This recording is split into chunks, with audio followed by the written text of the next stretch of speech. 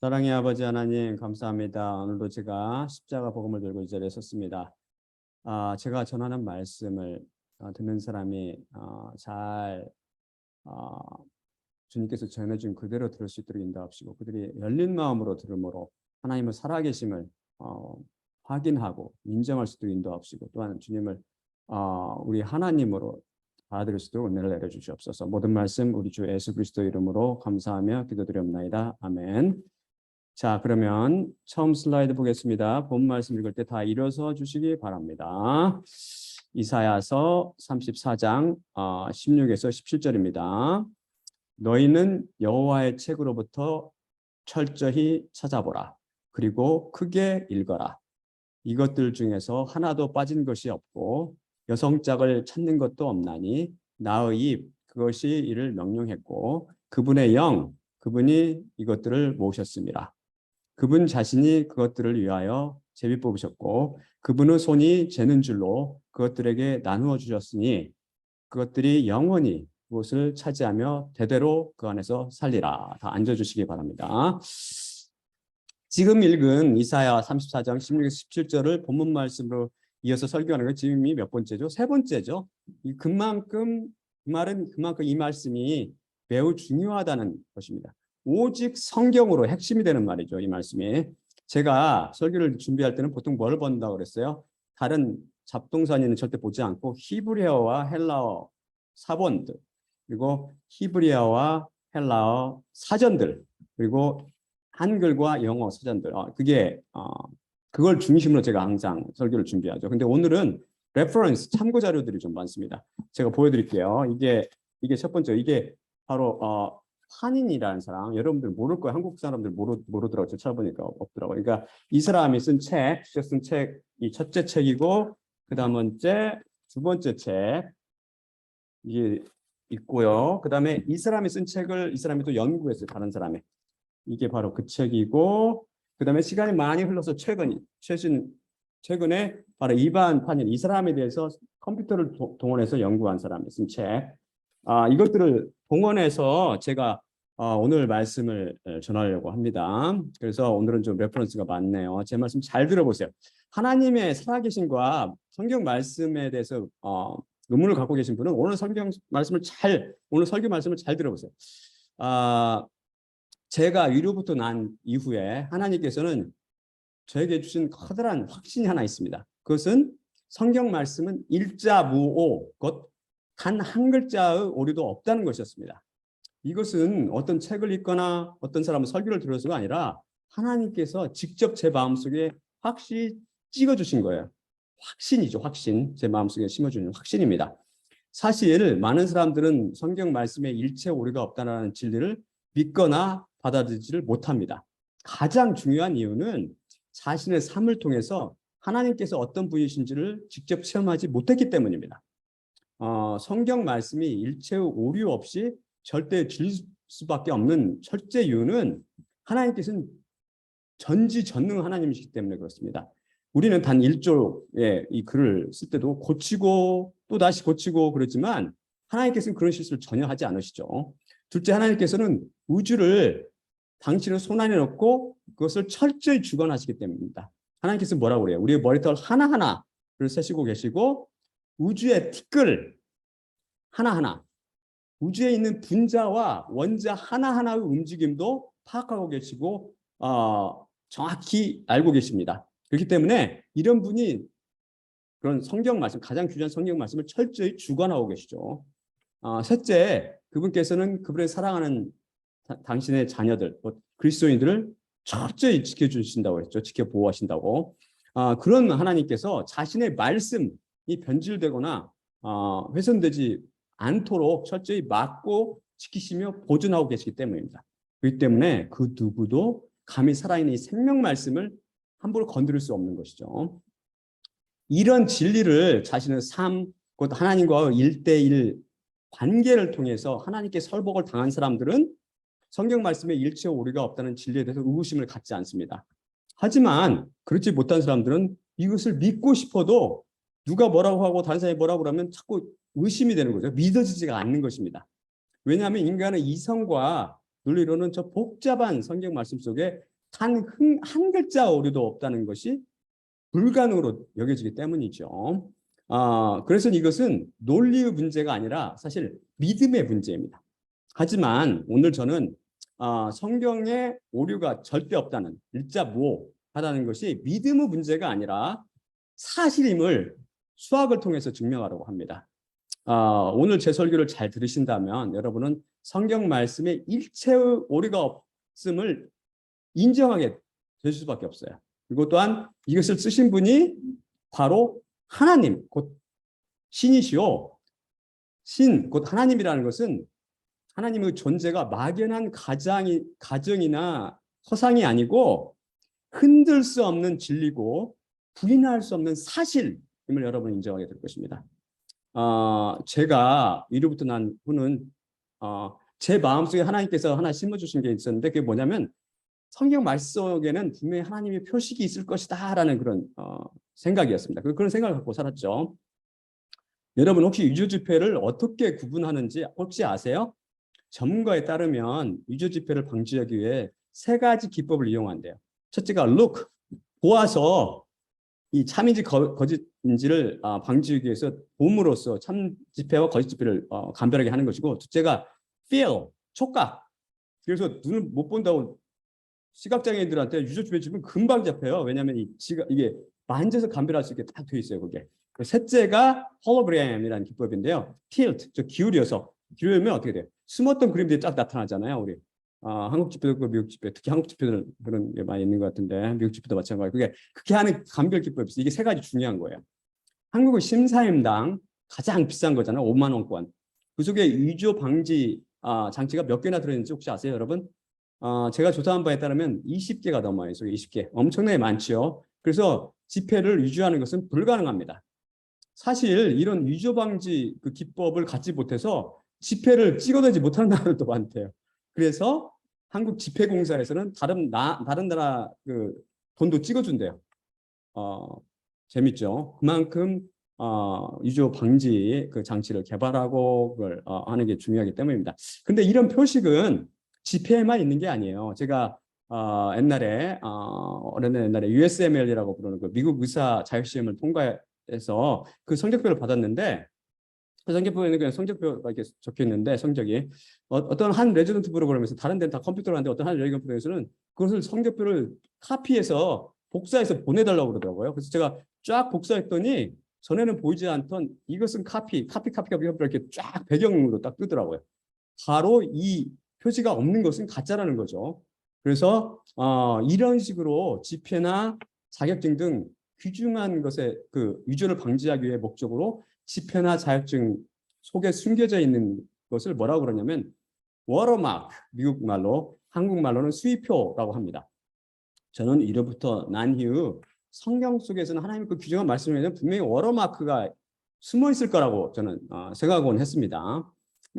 방금 전 말씀드렸듯이 저는 이로부터 난 이후 성경 말씀 안에 일체의 오류가 없다는 진리를 확신하며 살고 있었죠. 그런데 지금부터 한 6년 전쯤에 우연히 성경 구약의 사본에 대한 어떤 신학자 논문을 제가 읽게 됐어요. 구약 사본에 대한 그 전문가인 그 학자에 따르면 그에 따르면 현재 존재하는 성경의 구약 사본들은 너무 영어로 corrupt라는 말은 변질되고 훼손되어 도저히 복구가 불가능하다는 것입니다. 그 전문가 글을 읽고 저는 순간 하나님께서 정말 안쓰럽고 불쌍하다는 그런 불경스러운 생각이 들더라고요. 저 악한 마귀가 성경 말씀을 저토록 변질시키고 훼손시키는 것을 막지 못하셨다니 라는 생각이 들면서 마음이 참 답답해지더라고요. 하지만 제가 가진 성경 말씀의 일자무오에 대한 확신은 결코 흔들어 놓지 못했습니다. 사실 성경이 무오한가 아닌가는 믿음의 문제라고 그랬죠. 그런데 그 신학자의 연구 논문을 단지 믿음이라는 것 하나로 반박하기에는 너무 부족하다는 생각이 들었습니다. 제가 주님께 기도했죠. 주여, 현존하는 성경들이 다 변개되고 훼손되었다면 저는 어디서 제대로 된 사본을 찾아야 됩니까? 그 사본이 발견될 때까지 얼마나 또한 기다려야 됩니까? 라고 기도를 드렸죠. 그때 즈음에 그런 사건이 있으면 조금 있다가 하나님께서는 저에게 러시아 사람 한 명을 소개시켜 주셨어요. 아까 지금 보여줬던 그 판이라는 사람인데 제가 유튜브를 통해서 성경의 일자 모어에 대한 어떤 사람 설교를 들었는데 그 사람이 바로 러시아 사람 런인 이반 파닌이라는 사람에 대해 설교를 하고 있더라고요. 그 강의를 통해서 저는 이 러시아 사람에 대해서 푹 빠져들었습니다. 그래서 제가 이 책을 읽고 이제 그 핵심을 말씀드리려고 하는데 이반 판이라는 사람은 1855년 12월 12일 러시아에서 태어나서 당시 러시아 황제 자르라고 그러죠. 그 왕정에 항거하다가 독일로 도망했고 독일에서 몇 년 머무르다 미국으로 망명하였습니다. 그는 정말 머리가 천재 같아요. 근데 그는 하버드 대학교에 가볍게 입학하였고 러시아 문학을 전공하게 됐습니다. 그 이후에 졸업한 다음에 당대의 석학들과 함께 겨루며 그 뛰어난 문학적, 수학적 및 언어적 두뇌로 하룻밤 강의, 그 당시로 쳐서 $200를 받으며 1880년도에 $200 받았으니까 엄청나게 여러 대학 등에서 러시아 문학 등을 강연했습니다. 그는 안타깝게도 철저하게 Gnosticism, 이게 불가지론을 주장하며 기독교인들을 공격하곤 했죠. 그런데 그의 마음 한구석에는 truth, 그 진리에 대한 갈망이 자리 잡고 있었습니다. 진리란 무엇일까? 또한 진리는 어디 있을까 하고 고민하며 살고 있었죠. 그러면서 한편으로는 기독교인들을 맹공격하면서 묵사발로 만들고 있었죠. 근데 그 친척벌이 되는 러시아 문호 레오 톨스토이, 그거 친척이 돼요. 톨스토이 여러분 잘 아시잖아요. 그도 진리를 찾아 헤매다가 성경 말씀을 통해 예수님을 만나고 그 문제를 해결받았다는 소식을 듣게 됩니다. 그는 진리에 대한 갈망이 매우 컸던 터라 그도 성경 말씀 그럼 나도 한번 시험해보자. 그러면서 성경의 가르침을 따라서 그와 친분 관계에 있던 어떤 목사를 찾아가서 세례를 받게 됩니다. 그러던 어느 날 그는 이제 신약의 요한복음 1장 1절을 헬라 성경으로 건성으로 읽고 있었어요. 당시 그는 헬라는 초보였어요. 그 눈을 뜬 것은 다음의 문장이었습니다. 다음 슬라이드 보여주세요. 다음 슬라이드는 이제 헬라어 요한복음 1장 1절. 이 사람이 딱 본 그건데 제가 설명해 드릴 테니까 잘 들어보세요. 이 슬라이드는 고정하고 계세요. 제가 다음 슬라이드 보여줄 때까지 고정하고 계십시오. 제가 이걸 먼저 읽어드리면 en arche en ho logos kai ho logos en prosto theon kai theos en ho logos 이렇게 되죠. 예, 태초에 말씀이 계시니라. 그리고 말씀이 하나님과 함께 있었으니 이 말씀이 하나님이시니라. 헬라어 원문을 간략히 설명해 드리면 처음에 n은 무엇을 안에라는 것을 뜻을 갖는 전치사이고 다음의 아르케는 beginning이나 origin, 즉 처음이나 유래라는 뜻을 갖는 명사이며 이 둘이 합쳐져서 en 아르케가 되는데 이것은 태초에 혹은 맨 처음에라는 수어가 됩니다. 히브리어 베레시트와 정확히 같은 뜻입니다. 구약의 창세기 1장 1절이 바로 베레시트로 시작하죠. 태초에. 다음에 an는 비동사 aim이 미완료 과거형으로 미완료는 지속되거나 반복적인 혹은 진행 중인 동작이나 상태를 나타낼 때 쓴다고 여러 번 공부했었죠. 영어로는 비동사 과거 진행형으로 번역하는 것이 원어의 뜻을 더 잘 반영하지만 그렇게 번역하면 말이 어색해지니 영어 성경들이 그냥 과거로 번역했습니다. 다음에 호는 정관사, 다음에 로고스는 word, 곧 말씀이라는 뜻이고요. 다음에 카이는 접속사로 and, 그리고라는 뜻입니다. 그리고 다음에 프로스는 전치사로 동작을 나타내는 동사와 함께 쓸 때는 무엇을 향하여라는 뜻을 갖고 움직임이 없는 상태를 나타내는 비동사 등과 함께 쓰이면 with, 즉 무엇과 함께라는 뜻이 됩니다. 그 다음에 토는 정관사, 다음에 theo는 바로 뒤에 나오는 하나님이라는 뜻의 theos의 목적형입니다. 이것이 요한복음 1장 1절에 나오는 헬라어 전부입니다.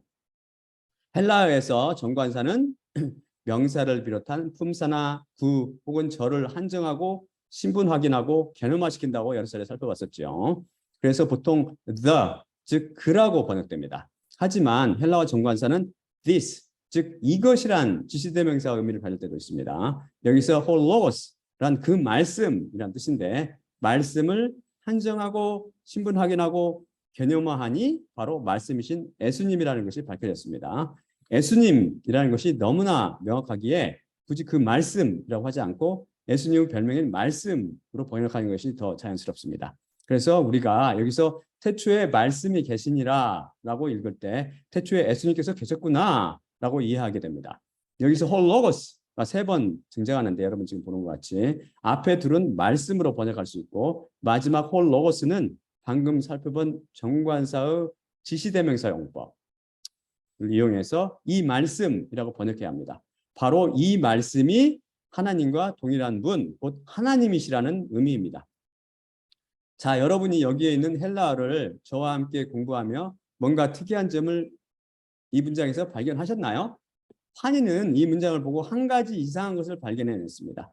그는 제가 굵은 글씨체로 쓴 하나님이라는 단어가 이상하다고 느꼈습니다. 아프 하나님, 곧 세온에는 톤이라는 정관사가 붙어 있고 디유 하나님, 곧 세오스에는 정관사가 없기 때문입니다. 여기에는 사실 중요한 영적이며 문법적인 의미가 있는데 이에 대해서는 제가 요한복음을 따로 강의할 시간을 하나님께서 허락하시면 소상히 설명해 드리겠습니다. 아무튼 헬라어 초보인 그의 눈에는 그것이 이상하게 느껴져서 그가 하나님 곧 세우스라는 단어를 신약 성경에서 일일이 찾아 2줄로 나누어 한쪽에는 정관사가 붙은 것, 다른 쪽에는 정관사가 붙지 않은 것을 적어갔습니다. 그리고 이것들을 비교하였습니다. 또한 그는 그리스도라는 단어도 같은 방법으로 나누어 비교를 하였습니다. 그런 과정에서 그는 성경 말씀이 기막힌 숫자와 조합으로 디자인되어 있음을 인류 최초로 발견하게 됩니다. 여러분, 발명과 발견의 차이를 아시지요? 발명은 아직까지 없던 기술이나 물건을 새로 생각하여 만들어냄이란 뜻이고 발견은 미처 찾아내지 못하였거나 아직 알려지지 아니한 사물이나 현상, 사실 따위를 찾아냄이란 뜻입니다. 그는 성경 말씀이 놀라운 숫자의 구성에 의해 이루어져 있음을 발명한 것이 아니라 발견한 것입니다. 그때 그는 휴레카라고 외치고 싶었답니다. 그 아르키메데스가 목욕하다 아르키메데스 원리를 인류 최초로 발견하고 너무 기뻐서 휴레카라고 외치면서 벗은 알몸으로 시라쿠스시를 뛰어다녔다고 하잖아요. 모두 유레카로 잘못 발음하고 있는데 이것은 찾다라는 뜻의 헬라어 휴레스코의 1인칭 현재 완료형으로 휴레카로 발음되며 영어로는 I have found it, 즉 내가 찾아냈다라는 뜻입니다. 한국의 신봤다에 해당한다고나 할까요? 이것이 정확히 1890년입니다. 그는 이 사건을 계기로 성경의 주인공 예수 그리스도를 살아계신 하나님으로 고백했으며 그 이후 그는 히브리어와 헬라어를 더 깊이 공부하며 숫자로 기가 막히게 짜인 원어 성경 말씀 연구에 나머지 삶을 바칩니다. 판인 자신이 발견한 것을 기록한 그 책들과 지금 제가 방금 소개했죠. 그가 발견한 것들을 연구하고 시험한 사람들이 쓴 책이 방대하기에 엄청나게 많게. 근데 금방 읽을 수 있어요, 여러분. 영어가 편하신 분들 금방 읽을 수 있는 그 쉬운 내용입니다. 어렵지 않습니다. 방대하게 여기에 간략 그 내용 중 핵심만을 소개해드리겠습니다. 그러기 위해서 우선 여러분은 성경 말씀이 구약은 히브리어로 그리고 신약은 헬라어로 쓰였다는 것과 또한 옛날 히브리어를 쓴 이스라엘 사람들과 헬라어를 쓴 그리스 사람들에게는 현재 우리가 쓰고 있는 아라비아 숫자가 없었어요. 그렇기 때문에 그들은 사실이 갖고 있는 알파벳을 이용해서 숫자를 표현했다는 것을 아셔야 됩니다. 다음 슬라이드 볼까요? 이반 파닌스 뉴메릭 시스템입니다. 보이세요? 그리고 그 다음 슬라이드 이것을 보다 확대한 것입니다. 좀 더 잘 보이죠? 이것은 이 슬라이드 고정하고 계십시오. 다음 슬라이드 보여주세요 할 때까지 보여주세요. 제가 설명을 해드릴 테니까요. 여기서 보듯 연편의 그림처럼 생긴 글자들이 히브리어로 총 22개의 알파벳으로 구성되어 있고 맨 오른쪽이 여러분은 낯에 익은 헬라어로 한글처럼 총 24개로 되어 있는데 각각의 알파벳이 숫자로도 사용됩니다. 영어는 26개의 알파벳이 있죠. 이 영어 알파벳은 숫자가 없죠. 숫자로 사용되지 않죠. 제가 이스라엘 기독교인들이 사용하는 신구약 히브리어 성경책을 갖고 있는데 책의 페이지가 아라비아 숫자로 짜여있지 않고 여기 있는 히브리어 알파벳으로 되어 있습니다. 예를 들어서 71쪽은 70을 나타내는 아인과 1을 나타내는 알렙으로 되어 있어 아인 알렙으로 표기합니다. 여기에 나온 표를 모르면 자 지금 72쪽 펴세요 하면 못 찾는 것이죠. 이 표에서 numeric value는 번역하면 숫자 값인데 이스라엘인들과 헬라인들이 썼던 각각의 알파벳이 나타내는 숫자입니다. 먼저 왼편의 히브리어 알파벳을 보면 여기서 보듯 알렙부터 알렙, 기멜 이렇게 쭉 이용해서 요드까지는 숫자 값, numeric value 이 1부터 10입니다. 쭉 올라가죠. 하지만 이 표에서 보듯이 20은 카프로 표시하며 쭉 내려가면 100은 커프가 되고 마지막 알파벳은 탑, 그 숫자 값은 400이 됩니다. 이스라엘 사람들은 지금도 이런 식으로 숫자를 표기합니다. 또한 동시에 그들은 아라비아 숫자도 많이 씁니다. 오른편 헬라어 숫자 값은 또 같은 위치죠. 여기서 보듯 알파는 숫자 1, 알파, 베타가 아마 쭉 올라가서 이오타는 10을 나타내며 로는 100을 그리고 마지막 알파벳은 오메가는 800을 나타냅니다. 옛날 그리스에 살던 헬라인들은 이런 식으로 자신들의 알파벳을 써서 숫자를 표기했습니다. 현대 그리스인들, 헬라인들 그런 알파벳으로 숫자를 표시하지 않고 아라비아 숫자를 쓰죠. place value, 그 위치값, place value는 위치값이란 말인데 알파벳 순서에 의해 부여받는 숫자입니다. 예를 들어서 알렙, 히브리어 첫째 알파벳 알렙은 히브리어 알파벳 맨 처음에 오기 때문에 위치값이 1, 다음에 bet는 두 번째 음으로 2가 되어 쭉 가다 보면 마지막 글자인 탑은 맨 마지막 22번째 음으로 22가 됩니다. 이것은 판인이 발견한 것입니다. 발명한 게 아니라 발견한 것이죠. 이것도 헬라어도 마찬가지로 알파는 맨 앞에 음으로 1, 베타가 쭉 올라가다가 오미크론은 15번째 알파벳이므로 15, 그리고 오메가는 마지막 24번째 음으로 그 위치값이 24입니다. 히브리어나 헬라어나 숫자값과 위치값을 합친 것을 value, 곧 값이라고 부릅니다. 이 중에서 제일 중요한 것은 이스라엘인들과 헬라인들이 썼던 숫자값, 곧 numeric value입니다. 다른 숫자값, 즉 위치값인 place value와 값인 value는 판인이 보다 더 고차원적인 계산을 할 때 썼습니다. 다음 슬라이드 볼까요? 자, 그럼 이런 기본 지식을 갖췄으니 슬라이드를 보면 우리 주 예수님의 이름과 그 이름의 숫자값을 에로 들러 구해볼까요? 예수님의 헬라어 이름은 예수스입니다. 각각의 알파벳 숫자 값을 보면 예수스 저 처음 자 이오타는 10, 에타는 8, 다음에 시그마는 200, 그 다음에 오미크론은 70, 윕실론은 400, 마지막에 시그마는 200이니 이것을 모두 합하면 10 더하기 10 더하기 8 더하기 200 더하기 70 더하기 400 더하기 200 해서 888이 됩니다. 이해 가시죠? 불법의 아들인 적그리스도의 이름의 숫자가 얼마였죠, 여러분? 여러분 잘 아시죠? 666입니다. 적그리스도 후보가 나타날 때 누구든지 이 방법만 알면 금방 그가 적그리스도인지 확인해 볼 수 있어요, 여러분. 그럼 구체적으로 다음 슬라이드 보여줄까요? 그럼 구체적으로 이것을 성경 말씀에 적용해 봅시다. 창세기 1장 1절입니다. 이것도 제가 히브리어로 되어 있는데 제가 간략히 설명하고 판이 발견하는 것은 제가 말씀드릴게요. 이 슬라이드를 고정해 주십시오. 제가 먼저 읽으면 베레쉿 바라 엘로힘 엣 하 샤마임 베엣 하 아레츠. 네, 히브리어를 간략히 설명해 드리겠습니다. 히브리어는 오른쪽에서 왼쪽으로 있죠. 셈계통 언어가 다 그렇습니다. 맨 앞의 베는 전치사인데 여기서는 시간을 나타내 인이나 에트로 뭐뭐 때라는 뜻을 가지며 위에서 살펴본 요한복음 1장 1절의 헬라어 전치사 n과 같은 의미를 가집니다.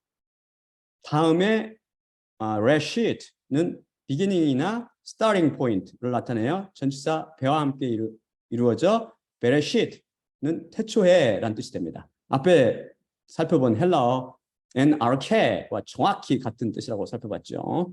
다음이 바라인데 이것은 create, 즉 창조하다라는 뜻입니다. 다음은 엘로힘은 하나님이라는 뜻이고요. 다음은 at는 direct object carrier로서 영어에는 해당하는 단어가 없어요. 우리말로는 뭐뭐를 해당하며 다음에 목적어나 목적절이 옵니다. 그 다음이 하샤마임인데 하는 정관사이고 다음에 샤마임은 heaven이나 heavens, the sky, 곧 하늘이라는 뜻입니다. 이 단어는 항상 복수로 쓰이죠. 히브리어에서. 다음이 ve'et인데 이것은 그리고라는 접속사 ve와 직접 목적어를 나타내주는 at로 구성되어 있습니다. 그리고 뭐뭇을 이란 뜻이죠. 마지막 절 하아레츠는 정관사 하에 에레츠가 붙은 형태로 에레츠는 earth, 즉 땅이라는 뜻입니다. 그래서 창세기 1장 1절 베레시트 바라 엘로힘 엣 하샤마임 베핫 에레츠 아레츠는 태초에 하나님께서 하늘과 땅을 창조하셨느니라가 되는 것입니다. 한인이 이 간단한 히브리어 문장을 분석하고 발견한 것을 요약하면 다음과 같습니다. 그가 발견한 것은 성경 말씀의 기본 권력이 7이라는 숫자로 놀랍게 짜여 있다는 것입니다. 잘 들어보세요. 그는 성경 구절 중에서 발견한 숫자의 디자인을 numeric feature나 간략히 feature, 즉 숫자적 특징 혹은 특징이라고 불렀습니다. 특징 1은 지금 이 문장 한 문장에서 그가 발견한 걸 제가 쭉 말씀드릴게요. 특징 1은 이 창세기 1장 1절이 7개의 작은 구성 단위로 이루어져 있다는 것입니다. 보이시죠? 베레시트가 하나, 다음이 마라, 그 다음에 엘로힘, 그 다음에 옅, 그 다음에 샤마임, 그 다음에 베엣, 마지막 7이 하아레츠. 정확히 7이죠. 7의 배속. 특징 2는 이것이 총 28개의 알파벳, 곧 7 곱하기 4로 되어 있고, 특징 3은 이 문장의 주어부와 수술부가 각 14개의 알파벳, 곧 7 곱하기 2로 되어 있으며, 특징 4는 이들의 위치값은 140, 즉 7 곱하기 20으로 되어 있고, 특징 5는 나머지 4개의 구성 단위가 이 2개의 목적어인데 14, 곧 7 곱하기 2의 알파벳으로 구성되어 있으며, 특징 6은 여기에 두 목적어구는 다 7개의 알파벳으로 구성되어 있고, 특징 7은 중요한 단어인 하나님과 하늘 그리고 땅, 곧 엘로힘, 하샤마임, 아레츠의 알파벳을 합치면 7 곱하기 2가 되며, 특징 8은 나머지 4 구성 단위의 알파벳 수도 7 곱하기 2가 되고, 특징 9는 이 세 중요 단어의 숫자 값은 모두 777, 즉 7 곱하기 111이 되며, 특징 10은 값, 곧 숫자 값과 위치 값을 합치면 924로 7 곱하기 132가 되고, 특징 11은 여기 나오는 동사, 즉 바라의 숫자 값은 203으로 7 곱하기 29이며, 특징 12는 이 구절, 즉 창세기 1장 1절의 처음, 중간 및 마지막 알파벳 숫자 값을 더하면 133으로 7 곱하기 19이고, 특징 13은 여기 7개의 작은 구성 단위의 각각의 처음과 마지막 알파벳의 숫자 값은 1393으로 7 곱하기 199이며, 특징 14는 첫 구성 단위와 마지막 구성 단위의 처음과 마지막 알파벳 숫자 값은 497로 7 곱하기 71이고, 특징 15는 그 사이의 5 구성 단위의 처음과 마지막 알파벳 숫자 값은 896으로 이것도 7로 나누어져 7 곱하기 128이 되며, 특징 16은 direct objective carrier at와 정관사 하는 각각 2번씩 등장하며 이들의 숫자 값을 합하면 406, 즉 7 곱하기 58이 됩니다. 특징 17은 이 구성 단위의 마지막 알파벳과 마지막 구성 단위의 마지막 알파벳의 숫자 값은 490으로 7 곱하기 70이고, 특징 18은 가장 짧은 단어는 정중앙에 놓여 있는 direct objective carrier인 at인데, 이것과 바로 왼쪽의 단어 하샤마임, 그 알파벳 수가 정확히 7이며, 특징 19는 이 단어 at와 바로 오른쪽 단어 엘로힘, 그 알파벳 수가 다시 정확히 7입니다. 제가 대부분 직접 써보면서 확인했기 때문에 정확히 맞을 것입니다. 히브리어를 아는 분들은 적어놓고 직접 한번 해보십시오. 이보다 더 많은 것을 발견하실 수도 있습니다. 어때요? 창세기 1장 1절이 이렇게 많은 특징들로 이루어져 있는데 이것이 단지 우연히 그렇게 이루어져 있을 가능성이 얼마나 됩니까? 그것은 7의 19승분의 1이죠. 즉 7을 19번 계속 곱한 것의 분의 1입니다. 그런데 이것은 단지 7이란 숫자로 계산한 것이고, 창세기 1장 1절은 또한 그가 발견하기를 4란 숫자로도 디자인되어 이루어져 있다는 사실을 아십니까? 그거 발견했어요. 한번 직접 계산해 볼까요? 특징 1은 이 구절의 총 알파벳 수가 28, 곧 4 곱하기 7이고, 특징 2는 처음 4 구성 단위의 알파벳 수가 16이니 4 곱하기 4이고 특징 3은 뒤의 3 구성 단위의 알파벳 수는 12로 4 곱하기 3이며 특징 4는 처음 두 구성 단위의 첫 구성 단위와 잠깐만요. 단위와 마지막 두 구성 단위의 알파벳 수가 16으로 4 곱하기 4이고 특징 5는 이 사이에 놓인 3 구성 단위의 셋 구성 단위의 알파벳 수가 12로 4 곱하기 3이며 특징 6은 처음 구성 단위와 맨 중간 및 마지막 구성 단위의 알파벳 수가 12로 4 곱하기 3이고 특징 7은 그 나머지 구성 단위는 16 알파벳으로 구성되어 있어 4 곱하기 4가 되며 특징 8은 그 나머지 구성 단위의 수는 4이므로 4 곱하기 1입니다. 그리고 여기 등장하는 구성 단위의 각 알파벳 수를 순서대로 배열하면 2, 3, 3, 4, 5, 5, 6입니다. 이해 가시죠? 가장 짧은 것은 at 그 2개, 가장 긴 것은 bereshit로 6개입니다. 특징 9는 알파벳 수가 중복되는 것은 3, 3, 5, 5 그 4개로 4 곱하기 1이며 특징 10은 이들 숫자 합은 16으로 4 곱하기 4이고 특징 11은 나머지 중복되지 않은 것의 수는 12로 4 곱하기 3이며 특징 12는 중복되는 것은 3과 5로 모두 홀수인데 각 구성 단위의 알파벳 수 2, 3, 3, 4, 5, 5, 6 중 홀수 자리에 있는 것은 2, 3, 5, 6으로 합이 16, 곧 4 곱하기 4이고 특징 13은 이들 중 짝수 자리에 있는 것은 3, 4, 5로 합이 12, 곧 4 곱하기 3이 되며 특징 14는 이들 구성 단위 중 가장 큰 알파벳 수와 가장 작은 알파벳 수를 가진 것은 합하면 8로 4 곱하기 2가 되고 특징 15는 그 나머지 구성 요소는 20개의 알파벳으로 구성되어서 4 곱하기 5가 됩니다. 이것 또한 우연히 이렇게 숫자로 디자인되어 있을 가능성은 어떻게 되죠? 7의 15승분의 1입니다. 7을 15번 계속 연달아 곱한 것분의 1. 예, 우연하게 7과 4로 되었을 때 확률 계산하면 훨씬 가능성이 낮고 제로죠. 전무하다고 말씀드릴 수 있습니다. 하지만 이것은 창세기 1장 1절에서 판인이 발견한 것이고 여러분은 이 속에서 더 많은 숫자의 기막힌 디자인을 발견할 수도 있습니다. 한번 직접 해보십시오. 그럼 누군가가 그것은 창세기 1장 1절에 대한 내용이고 나머지 구약성경은 그렇게 되어 있지 않겠지요? 라고 말할지 모릅니다.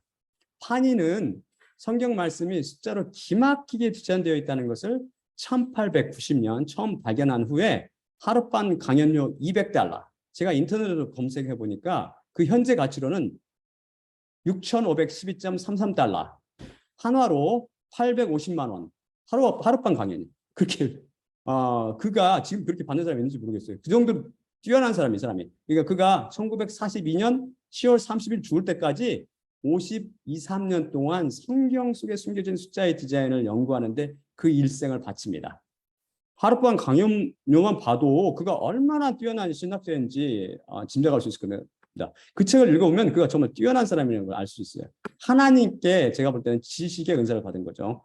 그걸 볼 수 있는 그걸 받은 거예요. 그래서 인간이 그렇게 할 수는 없죠. 그의 연구 결과에 따르면 창세기 1장 2절도 동일하게 놀라운 숫자와 디자인으로 되어 있고 3절도 4절도 그러하며 창세기 2장도 아니 더 나가서 출애굽기 1장 1절도 2절도 등등 계속 연구해보니 토라 즉 율법서 전체가 이런 기막힌 숫자 체계로 디자인되어 있음을 발견했습니다.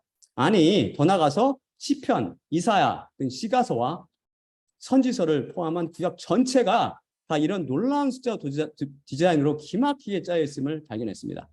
제 생각에는 그가 발견한 것은 빙산의 일각이라고 생각합니다. 이것은 그가 발명한 것이 아니라 발견한 것이니 그 누구라도 이 속에 숨겨져 있는 많은 숫자 비밀을 캐낼 수 있을 것이라고 생각합니다. 사실 그 이후에 컴퓨터가 개발되면서 많은 사람들이 컴퓨터를 이용하여 그의 주장이 참임을 재차 확인하였습니다. 마지막 사람이 제가 설교했을 때 그 사람이 바로 컴퓨터를 이용해서 했거든요. 몇십 년 동안 그 사람도 한 1, 2년도 아니고 몇 수십 년 동안 컴퓨터를 이용하여 다른 숫자를 발견해내기도 했습니다. 이 사람은 그래서 앞에서 7과 사람 숫자를만 제가 그냥 간략히 살펴봤는데요. 그 밖에 판인 자신 및 다른 사람들이 발견한 것은 그 속에는 5, 13, 23, 31, 37, 43, 73 등등 많은 숫자들이 쫙 기가 막히게 그 속에 숨어져 있는 거예요. 성경 말씀은 이런 숫자로 오묘하고 기막히게 얽히고 설켜서 그 누구도 하나님께서 직접 쓰셨다는 것을 부인할 수 없게 스스로를 증명하고 있으며 그 누구도 변개시키거나 왜곡시키지 못하도록 짜여 있습니다. 그 예를 들어서 지금 살펴본 창세기 1장 1절에서 그 어느 한 알파벳만 쫙 빼내거나 더해도 그 위에서 구한 그 여러 가지 그 기막힌 숫자 특징이 모두 사라져버려요. 사라져버리고 사라져버린다고요. 그렇기 때문에 알파벳의 이 별이 우연이거나 제 멋대로가 아니라 하나님께서 직접 디자인했다는 결론에 이르는 거죠. 다음 슬라이드 볼까요? 이사야서 34장 16에서 17절입니다. 너희는 여호와의 책으로부터 철저히 찾아보라. 그리고 크게 읽어라. 이것들 중에서 하나도 빠진 것이 없고 여성짝을 찾는 것도 없나니 나의 것이 이를 명령했고 그분의 영 그분이 그것들을 모으셨습니다. 그분 자신이 그것들을 위하여 제비 뽑으셨고 그분의 손이 재는 줄로 그것들에게 나누어 주었으니 그것들이 영원히 그것을 차지하며 대대로 그 안에서 살리라. 수천 년 동안 수많은 사람들이 읽고 암송하며 묵상했으면서도 결코 발견하지 못한 성경 말씀의 이면에 숨어있던 기막힌 숫자의 비밀을 판인이 하나님의 은혜로 발견하였습니다. 또 그는 하나님의 책을 철저히 찾아보고 분석함으로 거기에는 하나도 빠진 것이 없고 여성짝을 찾는 것, 짝이 없는 것이 없다는 진리를 확인하였습니다. 왜 이 말씀이 진리일까? 이 하나님의 말씀이 진리일까요? 그것은 바로 하나님께서 입으로 여기 말씀하셨듯이 입으로 명령하셨고 그분의 영인 성령님께서 그것을 불러 직접 모으셨기 때문입니다. 즉 하나님께서 직접 성경 말씀을 쓰셨기 때문입니다. 그럼 헬라어는 어떨까요? 그럼 헬라어로 쓰여진 신약은 어떨까요? 다음 시간에는 그가 발견한 것을 토대로 신약을 살펴보면서 성경 말씀이 얼마나 놀라운 신비책인지를 계속 살펴보도록 합시다. 자, 마지막으로 고린도전서 11장 23에서 26절을 읽고 마치겠습니다. 내가 너에게 전한 것은 주님께 받은 것이니 곧 주 예수님께서 잡히시던 밤에 떡을 취하시고 감사하신 후 떼어 이르시되 이것은 너희를 위하는 내 몸이니 이것을 행하여 나를 기억하라 하시니라. 식후에 또한 그와 같이 잔을 취하시고 이르시되 이 잔은 내 피로 세운 새 언약이니 이것을 행하여 마실 때마다 나를 기억하라 하시니라. 그러므로 너희가 이 떡을 먹으며 이 잔을 마실 때마다 주님의 죽으심을 그분이 오실 때까지 전파할지니라. 예수님은 몸과 피로 상징되는 떡을 떼며 잔을 마실 때마다 십자가에 달려 돌아가시어 성령님의 감동으로 기록된 성경 말씀이 일자 무해임을 보여주신 예수님만 바라봅시다. 또한 나의 십자가를 기억하고 내가 다시 올 때까지 이를 전파하라고 말씀하신 예수님의 십자가와 그분의 죽으심을 기억하며 일자무오인 성경 말씀을 통해 죄와 사망과 마귀의 세상으로부터 구원해달라고 기도하며 성경 말씀을 묵상하며 사시기 바랍니다. 자, 그러면 제가 기도하고 마치도록 하겠습니다. 사랑의 아버지 하나님 감사합니다. 오늘 말씀을 통해서 여호와의 책, 성경 말씀 중에는 하나도 빠진 것이 없고 그 짝이 없는 게 하나도 없나니 이는 여호와 주님 당신께서 직접 입으로 명하셨고 또한 당신의 영 성령께서 이것을 모으셨기 때문입니다.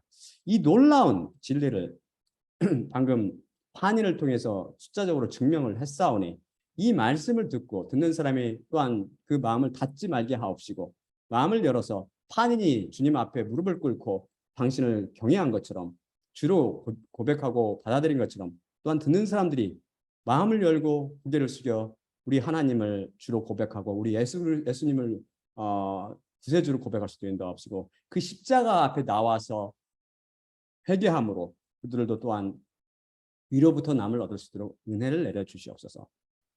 다음 시간도 또한 계속해서 신약을 통해서 주님의 놀라우신 성경을 살펴보자 합니다. 듣는 사람은 마음을 열어주시옵시고 그들에게 은혜를 내려주시옵소서. 모든 말씀 우리 주 예수 그리스도 이름으로 기도드리옵나이다. 아멘.